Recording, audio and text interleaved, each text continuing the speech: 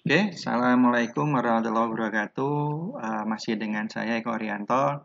Kali ini saya akan melanjutkan materi yang sebelumnya kita sudah membahas, yaitu keseimbangan pasar.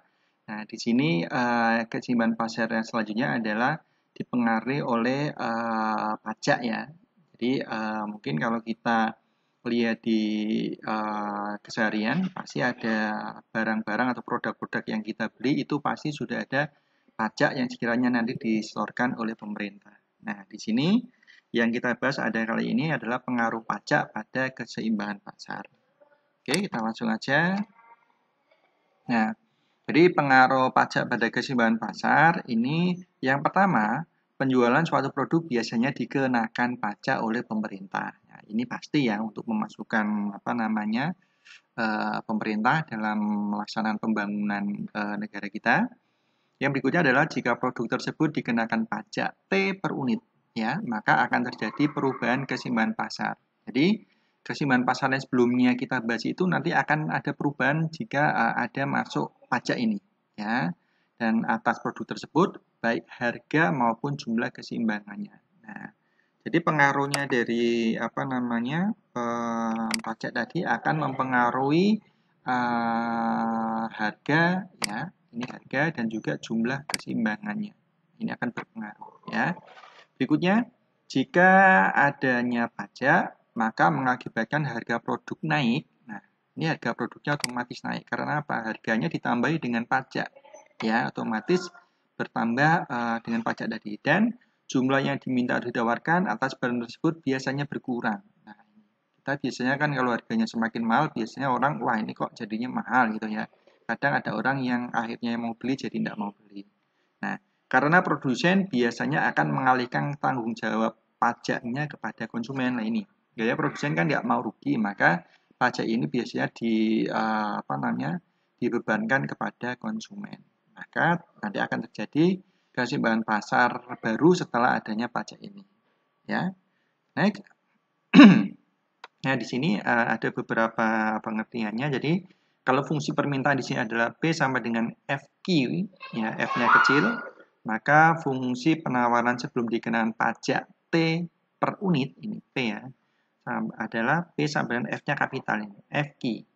Nah, fungsi penawaran setelah dikenakan pajak T per unit, nah di sini kita pakai PT sama dengan F kapital Q, pakai ini ya, ditambah dengan T, di mana T-nya tadi adalah pajak per unit produk ya. Nah, maka keseimbangan pasar sebelum pajaknya adalah EE ini harusnya. EE sama dengan QE, PE. Ya. Dan keseimbangan pasar baru setelah adanya pajak T per unit adalah ET, adalah QT, PT. Ini perlu diingat-ingat, nanti akan kita bahas selanjutnya. Oke, next ya. Selanjutnya adalah, nah bisa diamati di sini, ini grafik untuk grafik fungsi sebelum dan setelah pajak ya. Grafik fungsi sebelum dan setelah pajak bisa dilihat di sini ada fungsi untuk permintaan dan penawarannya. Di sini bisa dilihat ini adalah sebelum sebelum adanya pajak yang ini, yang S saja ya. Nah, ini setelah adanya pajak maka dia akan naik ke atas. Ini ya. Nah, di sini ini adalah titik keseimbangan pasar sebelum adanya pajak ya. E adalah QE, PE dan ini adalah titik keseimbangan pasar setelah adanya pajak ya. ET di mana QT, PT. Nah, di sini ada perubahan. Nah, ini dapatnya dari ini. Nah, ini perubahan-perubahan ini yang nanti akan kita bahas ya. Jadi adanya pajak itu akan merubah keseimbangan pasar yang sebelumnya tidak ada pengaruh pajak. Oke, kita langsung ke oh belum, kita ke rumus-rumusnya dulu ya. Next ini. Nah, jadi untuk rumus keseimbangan pasar sebelum pajak ini bisa kita bikin persamaannya PD sama dengan PS ya. Jadi fungsi penawaran dan fungsi permintaannya yang dasarnya biasa ini yang kayak materi sebelum materi keseimbangan pasar sebelumnya ya. Nah, Di sini nanti untuk keseimbangan pasar setelah pajak, nah ini pajak K ya. Nah, di sini PD sama dengan PS. Nah, sama cuma ini untuk PS-nya ditambah dengan T. Ya, T-nya itu adalah pajak per unit produk. Penerimaan pajak total oleh pemerintah. Nah, jadi nanti pemerintah akan mendapatkan pajak ya, di sini T kapital sama dengan T dikalikan dengan QT. Nah, T-nya ini adalah ini sudah ada keterangannya pajak per unit produk ya. Untuk QT-nya adalah jumlah keseimbangan pasar setelah pajak. Nah, di sini ini dapat QT-nya nanti dari sini ya, dari keseimbangan pasar ini. Berikutnya juga pajak yang ditanggung oleh konsumen, T-Cons ya. Ini PT kurangi PE. PT itu adalah harga setelah pajak, PE-nya adalah harga sebelum pajak dikurangkan dan hasilnya itu nanti kita kalikan dengan QT atau jumlah keseimbangan setelah pajak. Nah, yang terakhir adalah pajak yang ditanggung oleh produsen, T-Prod ya. T-Prod-nya adalah ini tinggal mengurangi aja. Jadi pajak yang diterima oleh pemerintah dikurangi dengan pajak yang dibebankan oleh konsumen. Nah, ini. Jadi kalau sudah mendapatkan tadi tinggal dikurangkan saja. Oke, kita langsung untuk apa namanya ke contoh permasalahannya. Oke, bisa diamati dulu dan dicermati. Soalnya seperti ini. Diketahui fungsi permintaan suatu produk ditunjukkan oleh P sama dengan 15 min Q. Dan fungsi penawarannya adalah P sama dengan setengah Q ditambah dengan 3. Terhadap produk tersebut dikenakan pajak oleh pemerintah sebesar Rp3 per unit. Tentukan. Yang pertama adalah harga dan jumlah keseimbangan pasar sebelum pajak. Yang B-nya adalah harga dan jumlah keseimbangan pasar setelah pajak. Yang C, besar pajak yang diterima oleh pemerintah. D-nya adalah besar pajak yang ditanggung konsumen. Dan yang terakhir, besar pajak yang ditanggung oleh produsen. Oke, langsung kita bahas saja. Kita bahas yang A dulu. Oke, dari soal tadi kita dapati di sini adalah fungsi permintaannya adalah ini dan fungsi penawarannya adalah ini. Ya. Nah, tinggal kita masukkan saja. Nah, ini untuk yang atasnya adalah fungsi apa namanya tadi permintaannya P sama dengan 15 min Q, ini PD ya. Di bawahnya adalah PS sama dengan setengah Q tambah dengan 3. Kita bikin samakan. Jadi PD-nya ini dituliskan di sini 15 min Q di sini. PS-nya adalah ini dituliskan di sampingnya setengah Q tambah dengan 3. Nah, sekarang untuk membuat ini tidak pecah ya pakai teknik ini. Tidak kayak ini tidak apa-apa. Ini kalikan biar tidak pecah, kalikan 2 ini. Q-nya ini biar nggak pecah maksudnya. Nah, ini. 15 kali 2, 30. Min Q kali 2, min 2Q. Setengah Q kali 2 adalah Q. 3 kali 2 adalah 6. Nah, sekarang kita Q-nya bawa ke ruas kiri. Ini Q-nya positif, pindah ke kiri jadi min. Jadi min 2Q kurangi Q adalah min 3Q. 6-nya ini tetap. Nah, 30 pindah ruas jadi min. 30 tambah 6 adalah min 24. Ya. Nah, Q-nya min 3 kan min 3 kali Q nih. Nah, kita pindah ruas jadinya adalah min 24 dibagi dengan min 3 hasilnya 8. Kita sudah mendapatkan Q-nya. Ya. Nah, Q-nya jumlah produk ya, QE ini pada keseimbangan pasar sebelum pajak 8. Untuk P-nya atau price-nya ya, untuk price-nya ini apa namanya? Kita pakai salah satu di antara ini. Saya pakai yang atas ya, PD sama dengan 15 min Q, masukkan ke sini.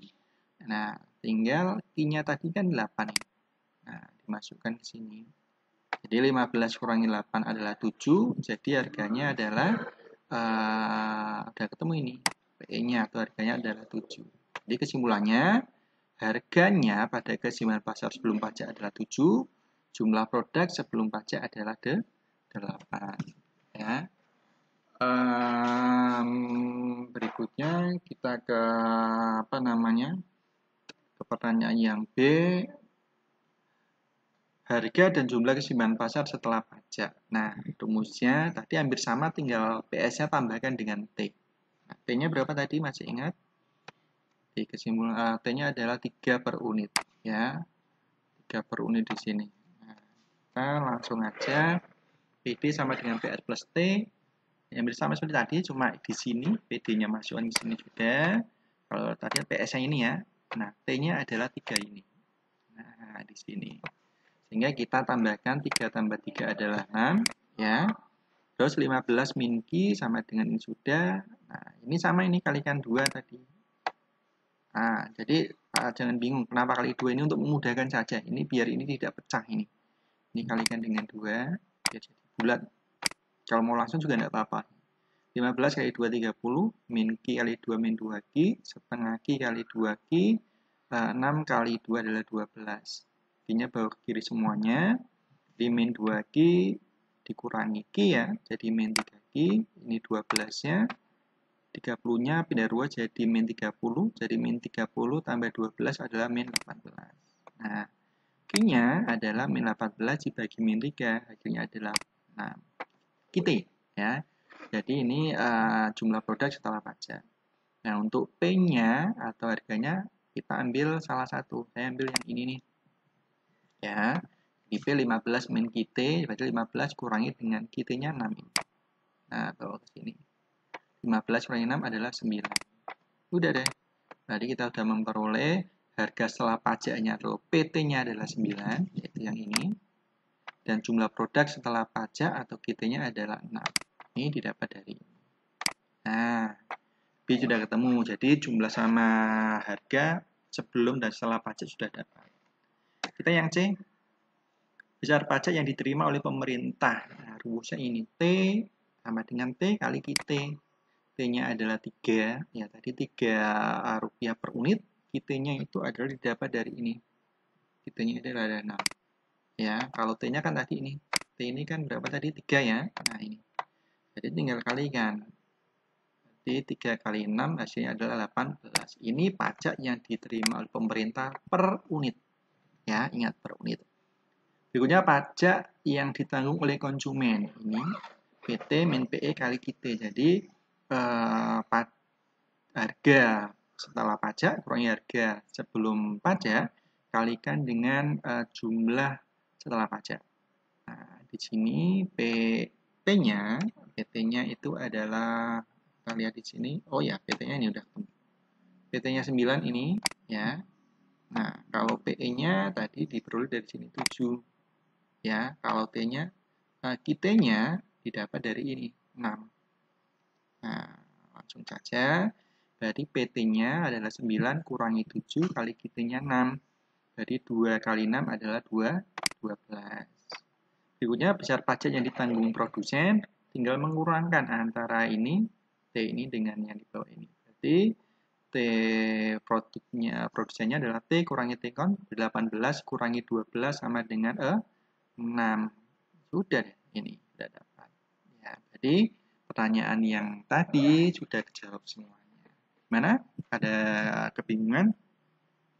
Kalau bingung bisa diputar ulang ya, atau di-download lah biar memudahkan ya, biar tidak terlalu banyak kuota yang tersedot. Oke, ini contoh soalnya. Biasa kita ke berikutnya latihannya. Nah, latihannya.